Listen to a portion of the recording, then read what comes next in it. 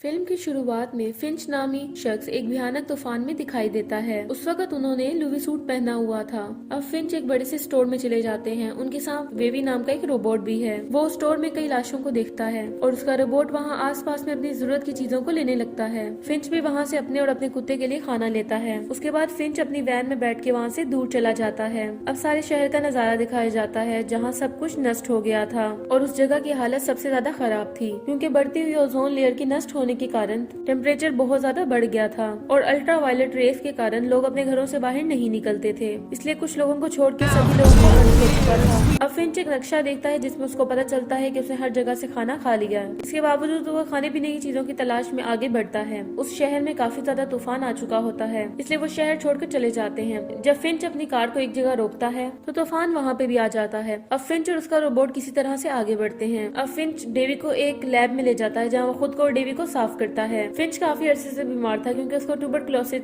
नामी बीमारी थी जो कि उसके लंग्स को काफी ज्यादा नुकसान पहुंचा रहा है। अब फिंच अपने कुत्ते से मिलता है। अब जो खाना वो दुकान से लाता है वो अपने कुत्ते को खिलाता है। खाना खाने के बाद फिंच को पता चलता है कि उसके पास खाने के लिए बहुत कम खाना बचा है। अब फिंच एक रोबोट बना रहा है और उसके बाद वो रात में एक किताब पढ़ता है। तब उसे पता चलता है कि रेडिएशन अपने आखिरी लेवल पे पहुंच चुका है। अब वो अपने कुत्ते को देख के काफी उदास होता है कि मेरे मरने के बाद इसका क्या होगा। रोबोट के लिए उसे कैमरे की जरूरत होती है। अब वो देवी के कैमरे को रोबोट में फिट कर देता है। जब वो अपने नए रोबोट की जांच करता है तो वो काफी ज्यादा खुश हो जाता है। अब वो अपने कुत्ते से कहता है कि तुम्हें अपना दोस्त मिलने वाला है। उसके बाद वो उसे बोलना सिखाता है। फिंच उसे कहता है कि तुम मुझे अपने बारे में कुछ बताओ। रोबोट उसे बताता है कि रोबोट इंसानों को नुकसान नहीं पहुंचाते। फिर रोबोट कहता है कि मुझे इस तरह से डिजाइन किया गया है कि जैसे मैं इंसान हूँ। अब फिंच उसे कहता है कि मेरा कुत्ता मुझे जान से बढ़ के प्यारा है। मेरे मरने के बाद तुम्हें इसका ख्याल रखना होगा। फिंच बाहर देखता है तो काफी ज्यादा तूफान आ रहा होता है। वो अंदर आता है तो रोबोट उसको यही बात कहता है कि बहुत भयानक तूफान आने वाला है और वो तूफान 24 घंटों के अंदर हमारे पास आ जाएगा और हम इससे नहीं बच पाएंगे क्योंकि ये तूफान 40 दिनों तक जारी रहेगा। अब फिंच समझ आता है कि उन्हें ये जगह छोड़नी होगी, लेकिन यहाँ उसका काम अभी भी अधूरा था क्योंकि उसे रोबोट की पूरी बॉडी बनानी थी। अब वो सैन फ्रांसिस्को जाने की सोचता है और उसके मुंह से खून निकलने लगता है। अब फिंच काफी ज्यादा उदास हो जाता है। अब वो उस रोबोट की सारी बॉडी बना लेता है। अब फिंच अपना सामान पैक कर लेता है और वो रोबोट अपनी मर्जी से चलने की कोशिश करता है। फिंच सारा सामान पैक करने के बाद डेवी को अपने साथ चलने के लिए कहता है, लेकिन डेवी के पास कोई कैमरा नहीं होता, इसकी वजह से वो देख नहीं पाता। अब फिंच एक सीसीटीवी कैमरे से कैमरा लेता है और उसे डेवी में फिट कर देता है। अब फिंच उस जगह को छोड़ने के लिए पूरी तरह से तैयार है। बाद में वो उस जगह को छोड़कर सैन फ्रांसिस्को जाने लगते हैं। अब ये लोग वैन से आगे बढ़ते हैं और एक जगह पे रुकते हैं। अब फिंच रोबोट को अपने पास आने के लिए कहता है। अब वो दोनों बाहर आ जाते हैं। अब वो रोबोट को सारे कानून बताता है। अब उसको अपने कुत्ते के लिए भोजन की जरूरत पड़ती है। अब फिंच को एक सिनेमा हॉल दिखाई देता है। वो अपने रोबोट से सिनेमा हॉल के दरवाजे को खोलने के लिए कहता है। अब रोबोट उस दरवाजे को आसानी से तोड़ देता है। वहाँ फिंच को कुछ खाने का सामान मिलता है। अब वो बाहर आते हैं और लोहे पे कुछ पॉपकॉर्न डालते हैं। टेम्परेचर ज्यादा होने की वजह से वो पॉपकॉर्न पक जाता है। ये देख के फिंच काफी खुश हो जाता है। उसके बाद वो लोग आने वाले तूफान को देखते हैं। अब वो तूफान उनकी तरफ आ रहा था और फिंच समझ जाता है कि ये लोग अब उससे नहीं बच पाएंगे, इसलिए वो अपना यूवी सूट पहन के बाहर आता है। अब फिंच और उसके रोबोट चारों तरफ कीले लगा देते हैं और उस कीलों से अपने वैन को बांध देते हैं। कुछ समय के बाद फिंच की वैन उस तूफान से गिर जाती है। उसका वैन ऊपर की तरफ उड़ने लगता है जिससे सारे कीले निकलने लगते हैं। सिर्फ एक ही किला रह गया था लेकिन वो अपनी जगह पे था। तूफान रुकते ही सब कुछ अपनी जगह पे वापस आ जाता है। अब वो सब सुरक्षित हैं और उन्हें कोई भी नुकसान नहीं हुआ। अब फिंच और वो रोबोट वापस बाहर आ जाते हैं। फिंच देखता है कि वो सारे कीड़े निकल गए थे, सिर्फ उसके रोबोट के लगाए हुए 2 कीड़े रह गए थे। अब वो अपने रोबोट से कहता है गुड जॉब। अब वो देखता है कि उसकी गाड़ी का एक टायर पंचर है लेकिन उसके पास टायर बदलने के लिए कोई भी चीज नहीं है। अब वो अपने रोबोट से कहता है कि हम जैक के बिना टायर ठीक नहीं कर सकते। अब रोबोट उस वैन को उठा लेता है और फिंच उसके टायर को ठीक कर देता है। फिंच उसकी बहुत तारीफ करता है और कहता है कि आज से तुम्हारा नाम जैक है। रोबोट कहता है कि नहीं, मैं अपना नाम विलियम शेक्सपियर रखना चाहता हूँ। फिंच कहता है कि नहीं, ये काफी लंबा नाम है। उसके बाद वो उसका नाम जेफ रख देता है।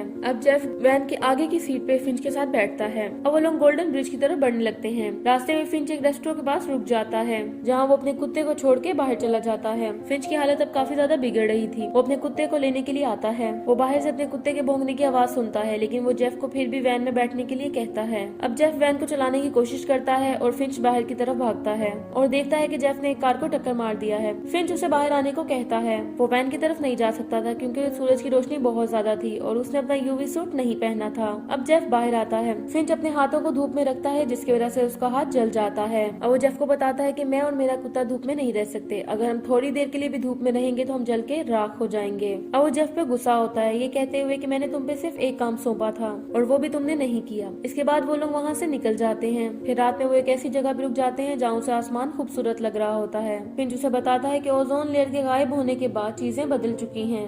जेफ उसे पूछता है कि अगर दिन के टाइम खतरा है तो हम रात के वक्त यात्रा क्यों नहीं कर सकते।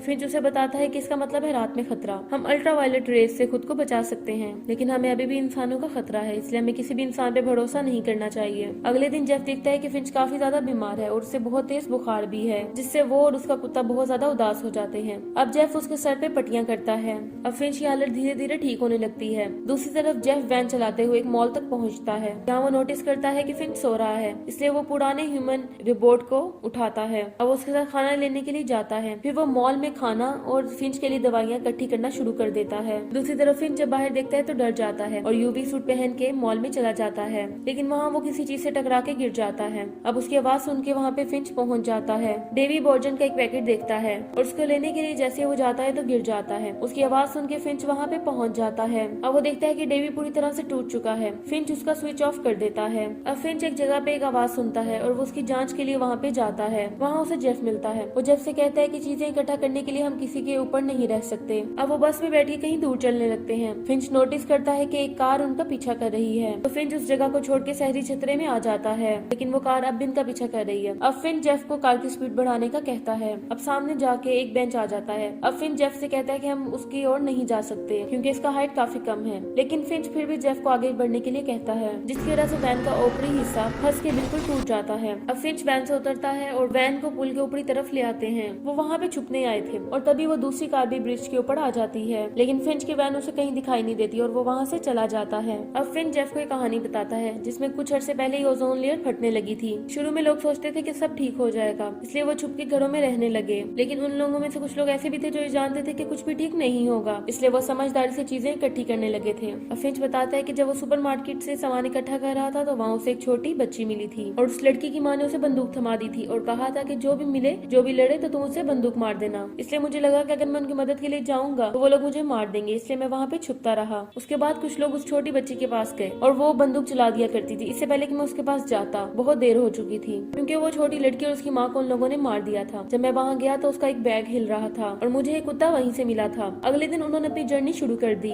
जहाँ फिंच बहुत बीमार है और वो आराम कर रहे हैं। अब जेफ उन्हें सैन फ्रांसिस्को लेके जाने लगता है। अब एक तितली उनकी बस से टकरा जाती है। जेफ ये देख के बस को रोक देता है क्योंकि वो तितली धूप में बची हुई थी। अब वो फिंच को वहाँ पे बुलाता है। अब फिंच अपना हाथ बाहर निकालता है क्योंकि यूवी लेयर्स को भर दिया गया था और उसका असर भी कम हो गया था। अब फिंच बाहर आता है। जेफ काफी ज्यादा एक्साइटेड है क्योंकि फिंच सूरज को देखता है और सूरज की किरणों को महसूस करता है। उसके बाद जेफ और उसका कुत्ता भी बाहर आ जाते हैं। अब वो एक तितली को देखता है जो उड़ते समय उसके हाथ पे बैठ जाती है। अब वो आगे बढ़ते हैं। फिंच एक सूट पहन के आगे जाता है। अब फिंच जेफ को कहता है कि मैंने कल रात एक सपना देखा था कि हम एक बहुत खूबसूरत पुल की ओर बढ़ रहे हैं। फिंच ये सुन के हैरान रह जाता है कि रोबोट सपने कैसे देख सकते हैं, लेकिन वो इस पे अच्छा महसूस करता है और जेफ से माफी मांगता है। अब वो जेफ और अपने कुत्ते को बोलता है कि मैं मरने वाला हूँ। ये सुन के वो दोनों काफी ज्यादा उदास हो जाते हैं। अब फिंच उसे कहता है कि तुम मुझसे वादा करो मेरे मरने के बाद तुम मेरे कुत्ते का ख्याल रखोगे। जेफ कहता है कि मैं जरूर इसका देखभाल करूंगा। अब फिंच दोबारा से खून की उल्टी करता है। अब फिंच और जेफ एक दूसरे को गले लगाते हैं और फिंच अपने कुत्ते की ओर देखते हुए इस दुनिया से चला जाता है। फिंच के मरने के बाद जेफ और वो कुत्ता एक दूसरे के दोस्त बन जाते हैं और इसी के साथ ये मूवी एंड हो जाती है।